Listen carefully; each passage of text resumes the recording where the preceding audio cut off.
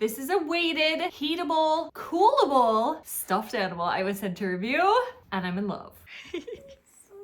So cute. Oh my gosh. Ah! I am so excited. Oh, wow. The way it's weighted, it feels like a literal baby. Highland cow. Oh my gosh. I'm in love. There's a little bit of beans in each of the feet, and then the main bits are in the booty. He's so cute. If you go to the stomach, you'll find the little zipper. Open it up. Don't get his hair stuck. Inside you'll find a huge beanbag. What? Now he's not as weighted, only the feet are, but this whole beanbag is what you can heat it up or cool it down. The instructions are right here on the beanbag and in the user's manual. So you can microwave it for up to 2 minutes. Yes, nice and warm and not hot, just really warm.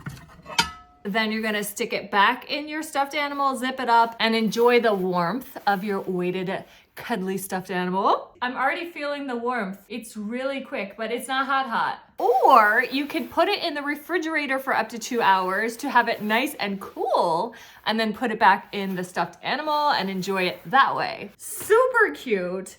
And flexible how you can use it as a stuffed animal, as a weighted stuffed animal, as a heat pack, as an ice pack. Oh my gosh. The manual has cleaning instructions. You can use mild detergent, no bleach, don't put it in the dryer, just air dry flat or hang. What should we name it?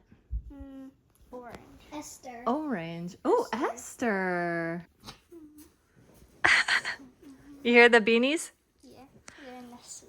And the hooves, yep. Oh, real hooves. They're so soft. Yep. Let me hold him for a second. Oh, I love it. Isn't his head is so floppy? Where's his eyes? I think he doesn't have eyes. Oh, he has eyes? Oh my God, he has eyes. I thought they were just didn't even put them on because it's so covered.